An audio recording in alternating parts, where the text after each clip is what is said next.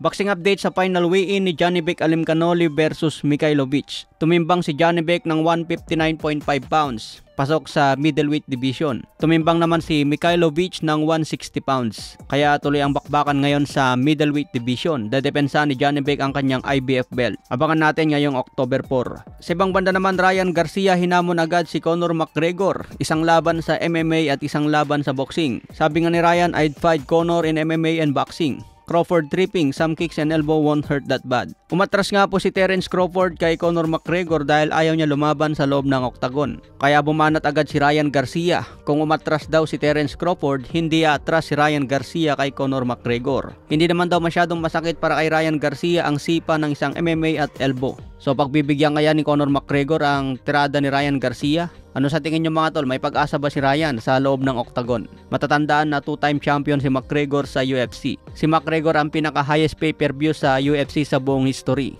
Naitala din ni McGregor at Floyd Mayweather ang ikalawang pinakamataas na pay-per-view sa kasaysayan ng boxing. Nangunguna pa rin ang laban ni Mayweather kay pambansang kamao Manny Pacquiao. Magiging mabenta kaya kung papalagan ni Conor McGregor ang hamon ni Ryan Garcia. Sa ibang banda naman, legendary former champion na si Bernard Hopkins. Hinahamon niya ngayon si Shakur Stevenson na lumaban kay Ryan Garcia. Pwede raw magharap sa catchweight na 143 pounds o kaya 147 pounds. Kung papalag daw si Shakur Stevenson kay Ryan Garcia sa catchweight, nakaanda si Bernard Hopkins at Golden Boy Promotion na ikasa ang laban. Pero mahirap pa ito maikasa sa ngayon, lalo na suspindido si Ryan Garcia ng 1 taon. Siguro next year mga tol, labangan natin kung maikasa ito ng promoter. Samantala, bumanat naman si Teofimo Lopez sa mga promoter. Masyadong business na daw ang sports ng boxing. Parang nawawala na raw ang kahalagan ng larong boxing sa ngayon dahil business na ang nangunguna. Hindi na raw kasi naglalaban yung mga malalakas na fighter sa isang division. Iniipit daw ito ng mga promoter para kumita pa ng mas malaki. Kaya nawawalan na raw ng gana yung ibang boksingero dahil hindi naman pinapalagan kung sino ang champion.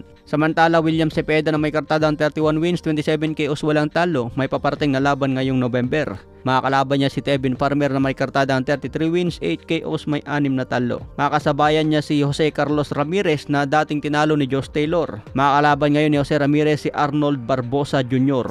Muling magbabalik din si Gilberto Ramirez. So sila po ang magkakasabayan ngayon sa isang event. Jose Carlos Ramirez, Gilberto Ramirez at si William Cepeda. Kaya abangan po natin ngayong November 16, gaganapin po yan sa Riyadh, Saudi Arabia.